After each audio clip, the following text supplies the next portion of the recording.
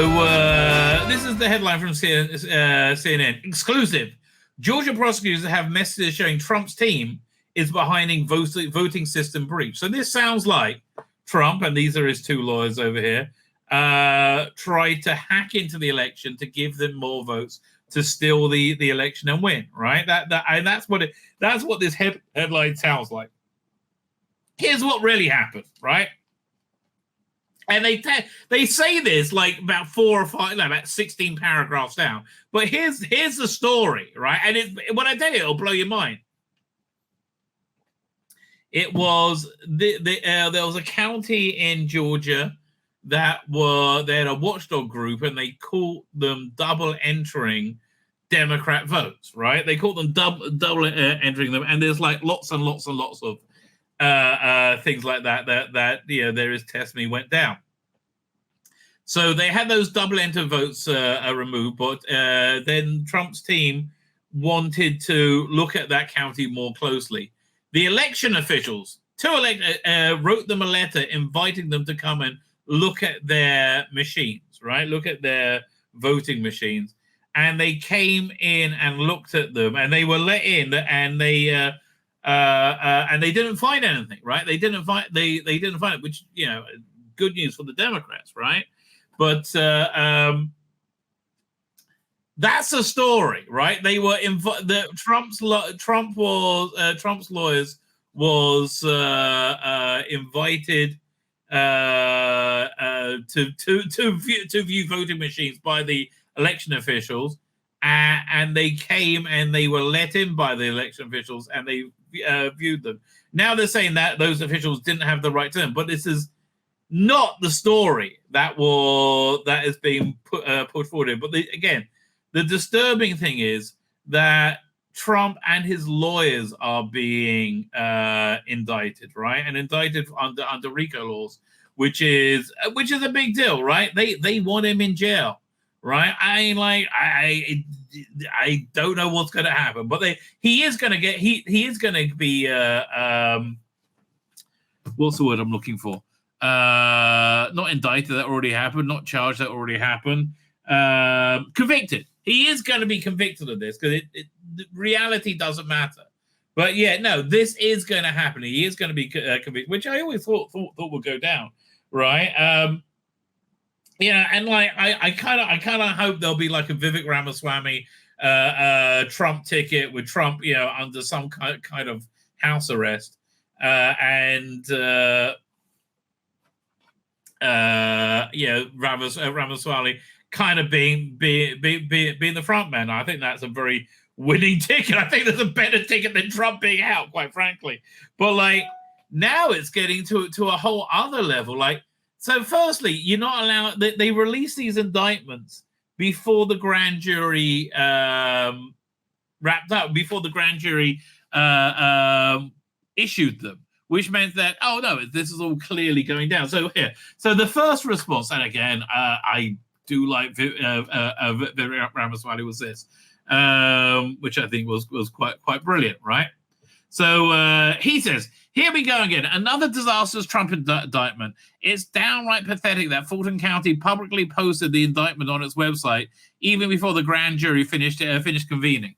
Yeah, I mean, that does it does kind of blow away any idea that there's any form of honesty, but I don't think they care at this point, right? I think if you are on the Biden train or the anti-Trump train, nothing matters, right? I think genuinely nothing matters other than getting there's no rule, and I think they're insane if they think that things will go back to normal afterwards. Right, but I think no. I think you are. America is in the grip of a revolution, right? This is called lawfare. What's going on now, right? So, since 4 prosecutors against Trump are now using novel and untested legal theories, yes, none of the things he's been indicted for hold any water whatsoever, right? It's fair game for him to do the same in defense. Immediately file a motion. See, this is why I like Vivek Ramaswamy. Right? It's like, oh, he understands how to use this system. Immediately file a motion to dismiss for for a constitutional due process violation for publicly issuing an indictment for the grand jury had actually signed one. It sounds like good, reasonably good grounds there. He should make a strong argument on these grounds, and it will send a powerful message to the ever-expansive prosecutorial police state. As somebody who's running for president against Trump, listen, Vivek, I know you are, but you're kind of running to be VP right now. I mean, you're playing a very smart game, right?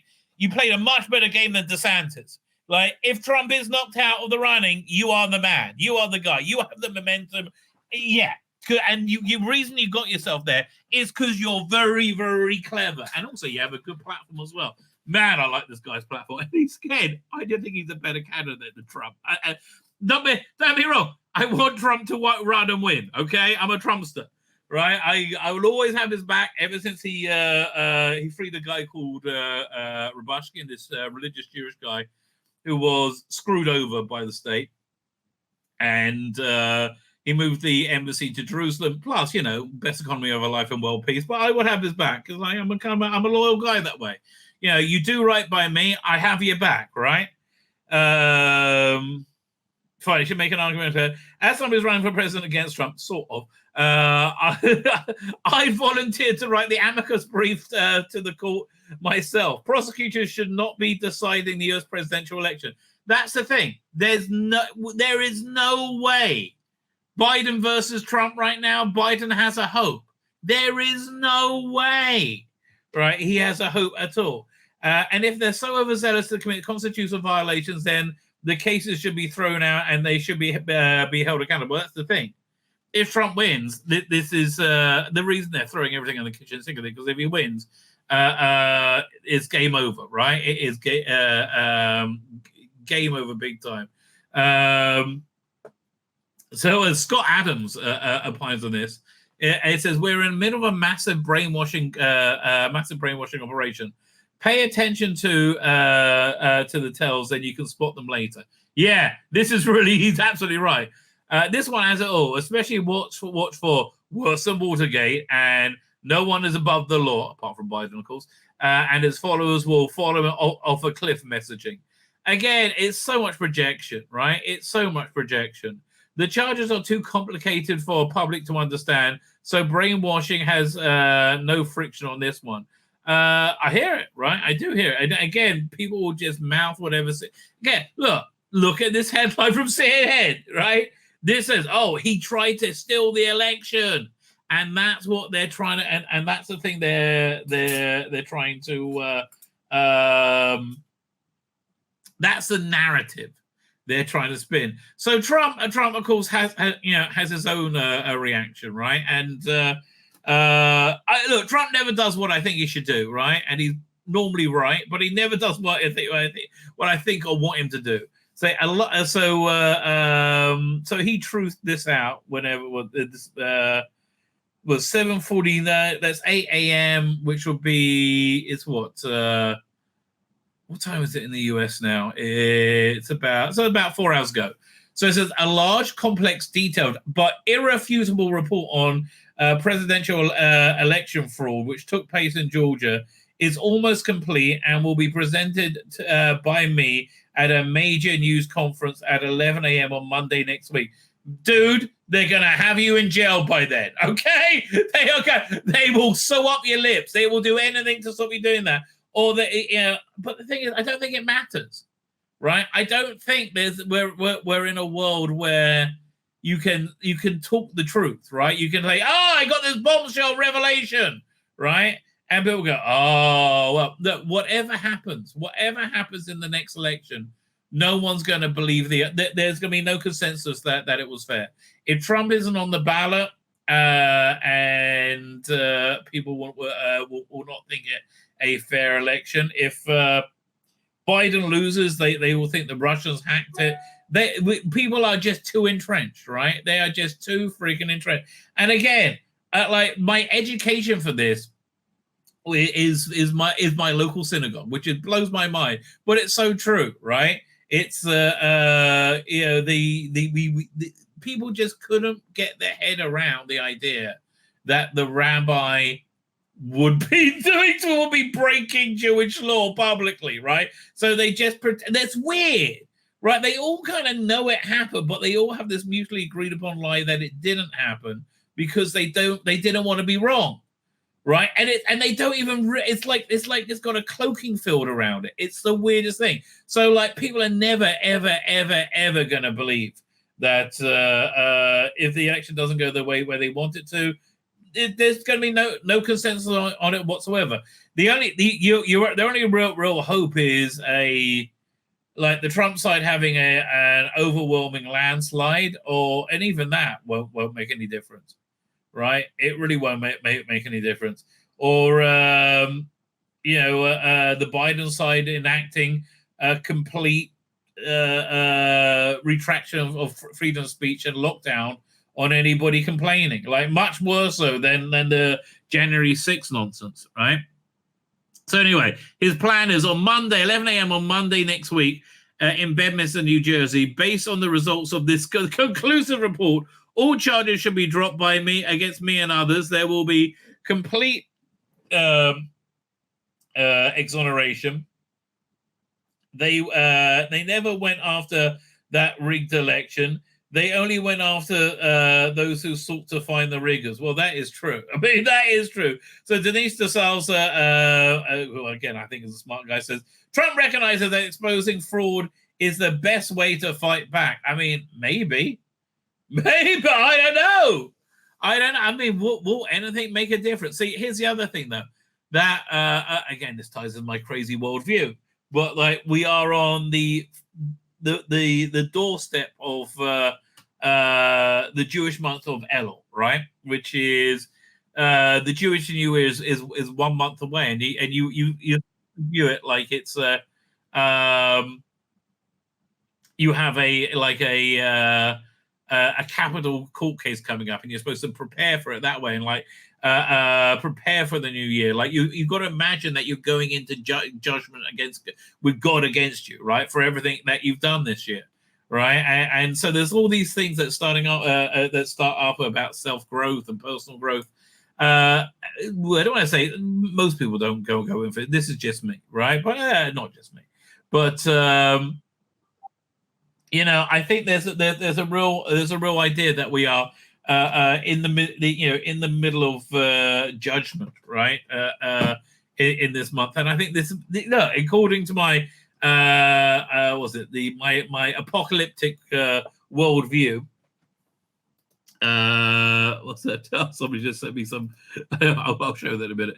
According to my apocalyptic worldview, that there should be some kind of like massive global shift by the Jewish New Year, right? Now it might be like the minute before the Jewish New Year, right? Which is again about a month away right now. And I can see it happening. Like this stuff is intensified and intensified and intensified and intensified, right? It just keeps growing and growing. I mean, like at some point, something weird has got to go down somewhere, right? At some point. Let me just clean up some tabs. Got that closed. What's this? Oh yeah, fine. Oh man, I gotta get the video. Is it worth getting the video for this? I guess I will. 1 second. Because I don't know, like for me there did seem to be listen, I'm not an expert, but it looked like there was massive amounts of cheating to me, right? It just looked like that was happening. Save video as election. Boink. Now, again, I mean, listen, everybody goes according to their own prejudices. So I'm open to that. But here, check this out over here. So this was tweeted out, X'd out, was it, this morning? Never forget, President Trump was leading Biden by 160,000 plus votes on election night. Then a water pipe burst, forcing the GOP poll watchers out of the Atlanta counting center, while Democrat criminals pulled out suitcases of ballots and run them through the machine for hours unsupervised. Well, that's all actually uncontested, right? Georgia was somehow the only state to turn blue in the entire Bible Belt. Now President Trump is getting indicted for the crime of investigating Democratic ballot fraud. Shame on Governor Kemp for allowing this state to become the corrupt sewer of the South. So here, they got the video of it. I'll just to help you remember. Where is it? Doink. This table, the black one, was placed there by the lady with the blonde braids at about 8:22 a.m. in the morning. So she put that table there. So the same person who's staying behind now, the same person who cleared the place out under the pretense that we're going to stop counting, is the person who put the table there at 8:22 in the morning. Yeah, I saw 4 suitcases come out from underneath the table. There you go. You see them being put out. Now listen, this could be kosher, but they should be able to audit and validate these votes, right? And for me, the biggest evidence that there was voter fraud was the reaction of the Democrats, right? Where it was like, well, this looks a bit tricky. And they're like, shut up! Shut up! Shut up! Shut up! Don't say anything! Traitor! Traitor! Shut up! Ah! Right? Do you remember that? That's kind of the reaction, right? And this was after screaming for 4 years. But then again, in the same thing, they called January 6th insurrection after, like, we had months and months of genuine insurrection. So that all seems like it's a big deal and relatively bad news. And also, look, let's not forget this. Doink over here. Like CNN continually saying that Trump was pushing the bonkers conspiracy theory that Trump was a Russian agent. And it is a bonkers conspiracy theory. Okay, so that all may seem bad to you. Then this gets a lot worse, right? This all gets a hell of a lot worse. Bombshell, right? Tucker Carlson asked RFK about the shadowy biolabs in Ukraine. RFK's jaw-dropping answer, if proven true, could shake the very foundations of trust and demands an unparalleled consequences for both Fauci and Ralph Barrick. So this is a lot. This is 5 minutes long, so we're going to skip through it. But this is chilling. If you haven't, this is absolutely chilling. And it's an interesting segue because Toria Nuland kind of blithely announced during congressional testimony last year that, oh, by the way, we have these biolabs in Ukraine. Yeah. And that was like kind of ignored, and the people who covered it got attacked for covering it. But the fact remains there are U.S. biolabs in Ukraine. Why would we have biolabs in Ukraine? We have biolabs in Ukraine because we're developing bioweapons. Right, okay. So he goes on a lengthy explanation of how there's a bioweapon program. Yeah. Would actually hold up as a loophole to treaty. Okay, yeah. So this bit he's talking about they had to bring somebody else in to run the defense department had to bring somebody else in to run the biolabs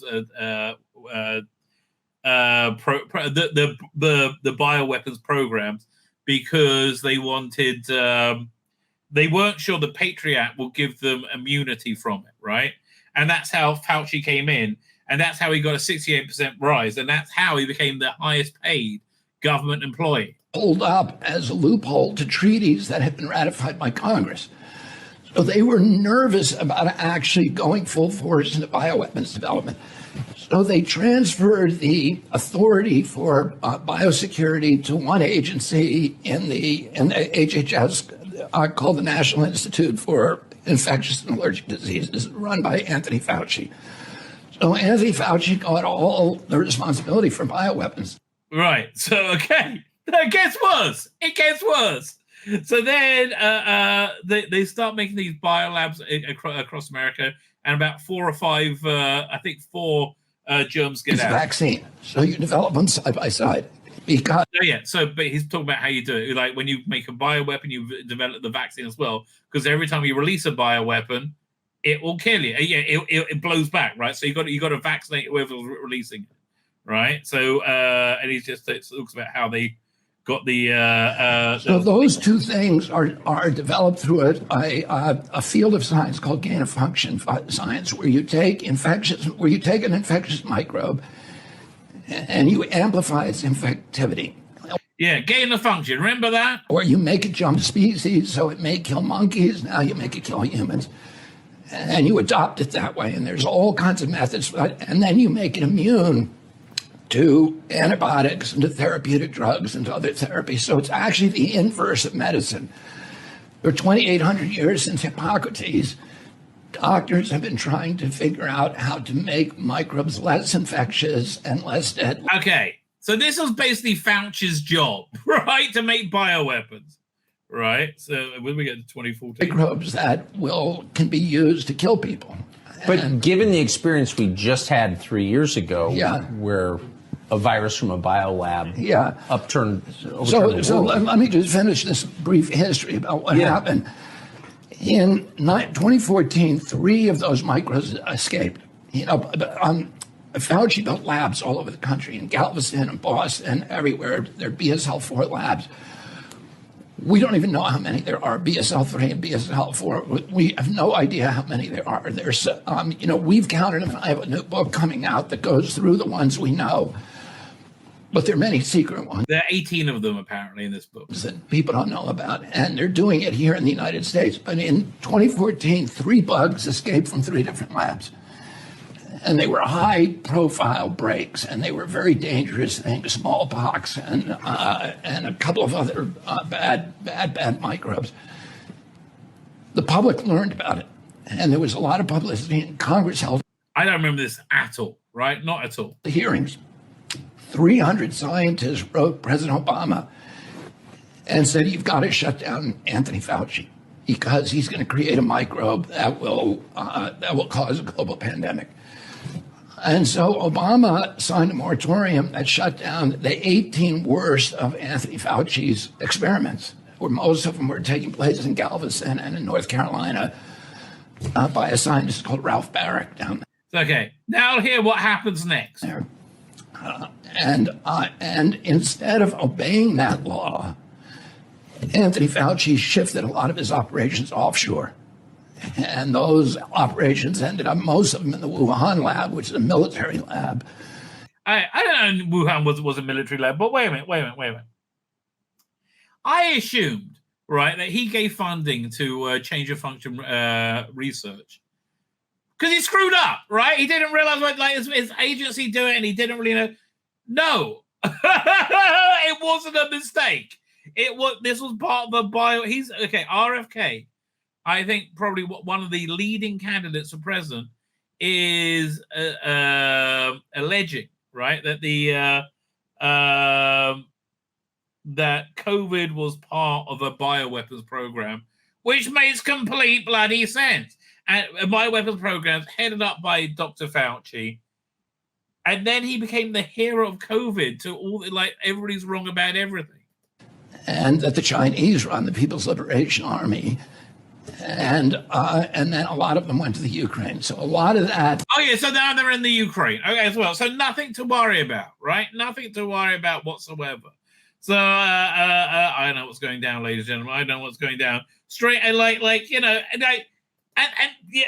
this is just one bit of news. So I don't know. Are we heading towards apocalyptic times? Am I being hyperbolic and freaking out? Maybe both. I don't.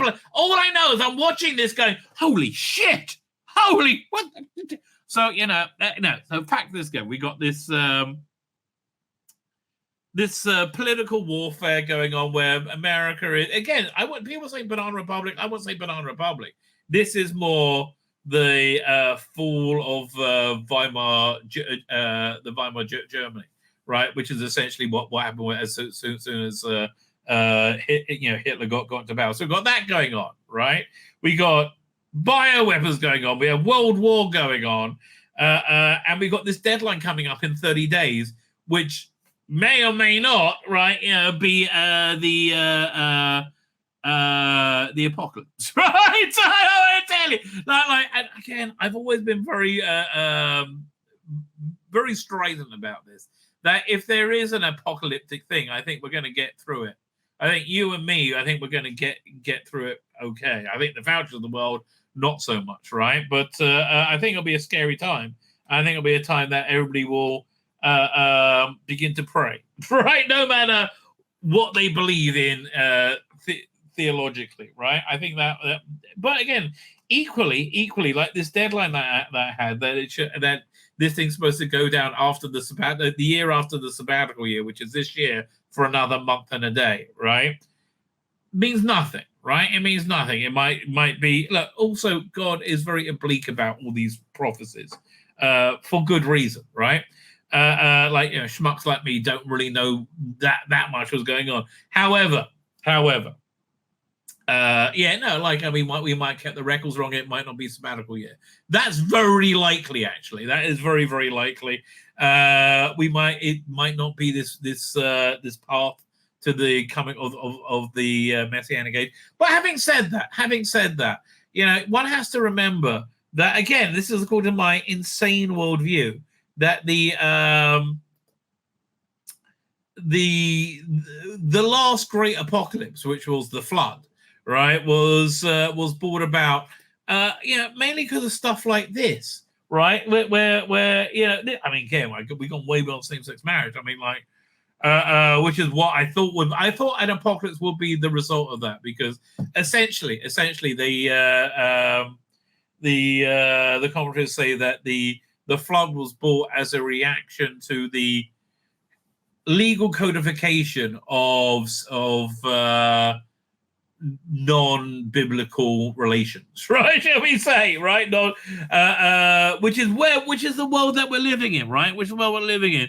Men with fetiches for becoming women can now buy naked full body suits. Okay.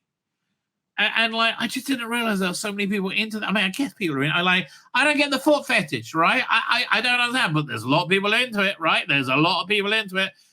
We live in strange times, mate. We live in strange times. So, like, this is apocalyptically bad, according to my my worldview, right? It's apocalyptically bad.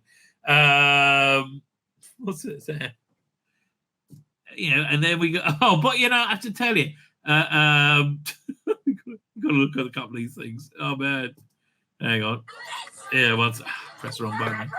Right, so we got that going on. We got things like this going on, which I don't know, looks like mental illness to me, right? I mean, this does look like mental illness. Right. So she's very upset. This person's holding a sign saying "No males in our jails." Yeah, listen. Ever since California, I've been letting trans women, that's women with penises, into all-female prisons. There's been lots and lots and lots of pregnancies and venereal disease. Not because these prisoners, these female prisoners, some with penises, some without, fall in love with each other when they meet them. No, it's because they rape them. Lots of the ones with the penises rape the ones with the vaginas over and over again. So this woman doesn't like this, and she doesn't look like she's well.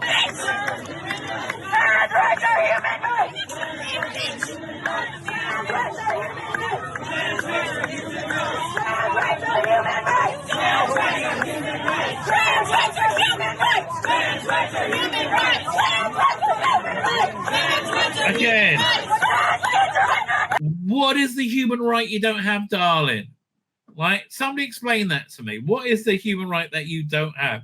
Now, again, my man Vivek, I love Vivek, baby.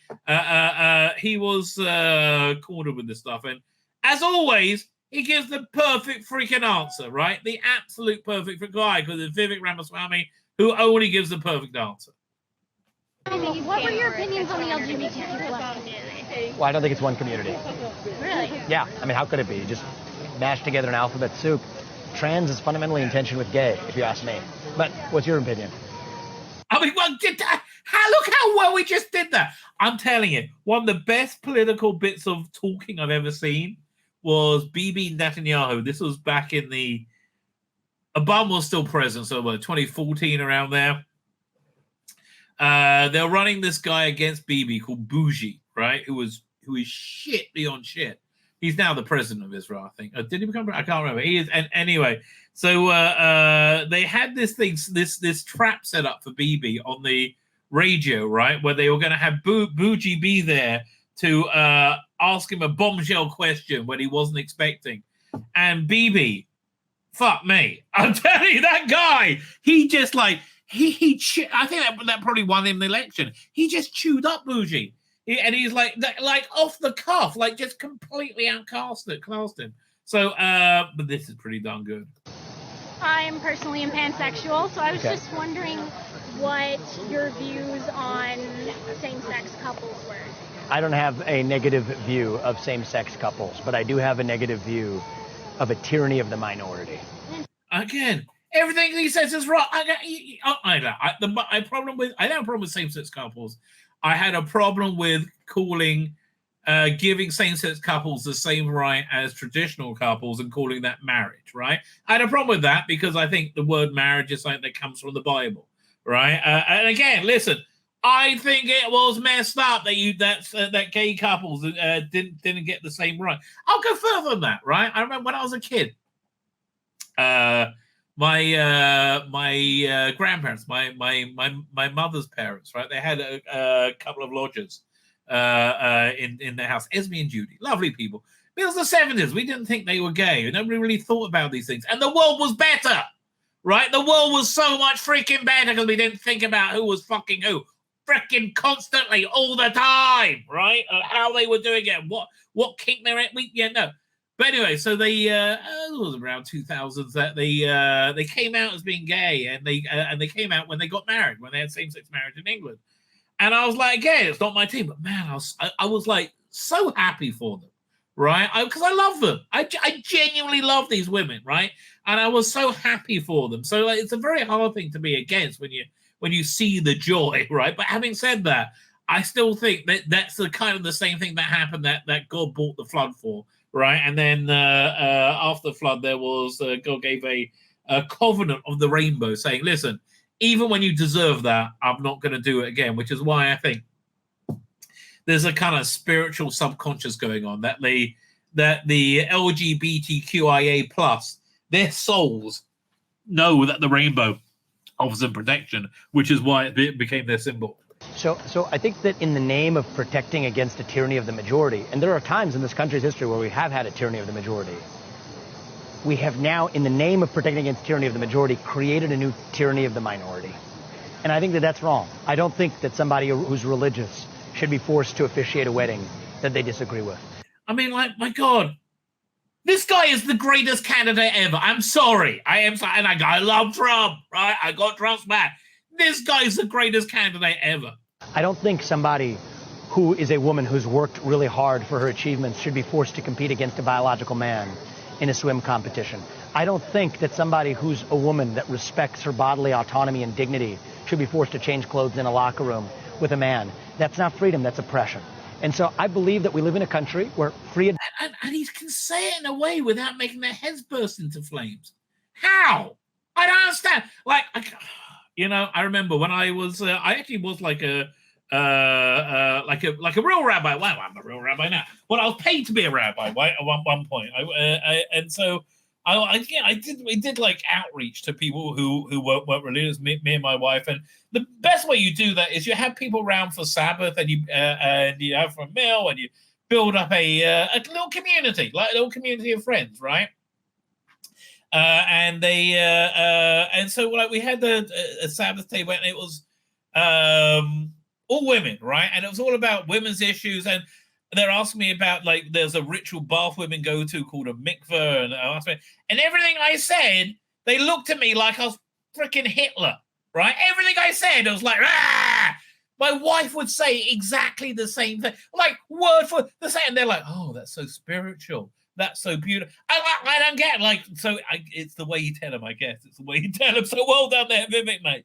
Adults should be free to dress how they want, behave how they want, and that's fine. But you don't become oppressive by foisting that on others. And that especially includes kids, because kids aren't the same as adults. And so I think adults are free to make whatever choices they want.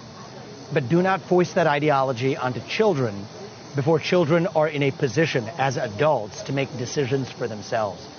And so I think a lot of the frustration in the country, and if I'm being really honest, that I also share, comes from that new culture of oppression where saying those things can actually get somebody punished. I mean, again, this guy can talk, man, and again, and it's so shallow. But him having brown skin just cuts through so much of the resistance of people who don't like him. It's so weird, but it absolutely does. I mean, and he speaks in that Harvard, tone. And in my case, it's part of why it's my responsibility to say them. And I respect that you may have a different opinion, and that's okay. Part of what makes our country great is that you and I can be civil and have this conversation, and that we live in a country that still gives us, each of us, the right to speak to a presidential candidate and back, and still say that we pledge allegiance to the same nation. So I think that's the beauty of our country, and that's my honest opinion. Awesome. Well, Thanks. Thank you very much. I appreciate that. I mean, man, this guy, again, I think the Republican Party probably hates him, right? But can that guy talk?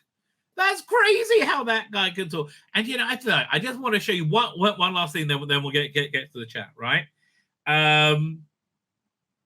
I saw this video, and I'm not.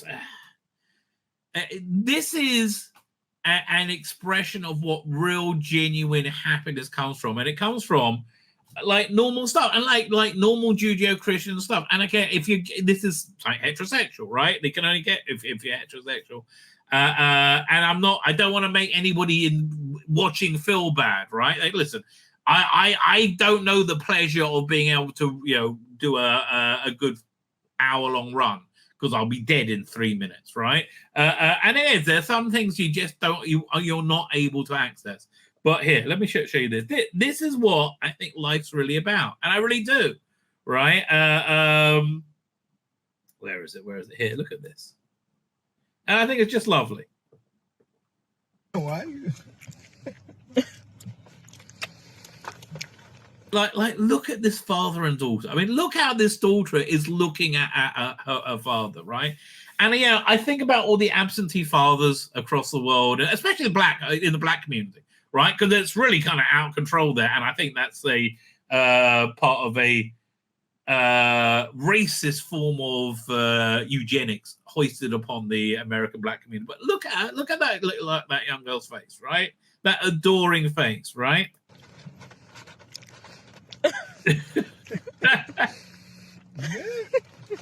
And that adoring little face, right, will make that man be a better man, right? And make that man do whatever he needs to make sure that kid gets everything it needs in life.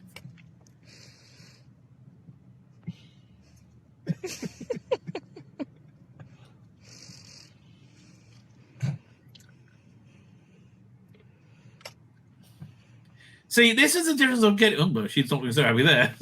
This is the difference of genuine happiness, and you get this genuine happiness by not doing what you want, but being who you want to be. This is who you want to be, right? You want to have something look up at you like this. I think this will not give you the same feeling of happiness or completion, right? I don't think it will, right? I do not think it will, and I'm not preaching to you. I'm really not. Right? Genuinely not. My name's Tzvi Lebetkin, the Rabbi from another planet. Please like, share, and subscribe, and ring that little bell. Ring the little bell so you're notified when new videos drop.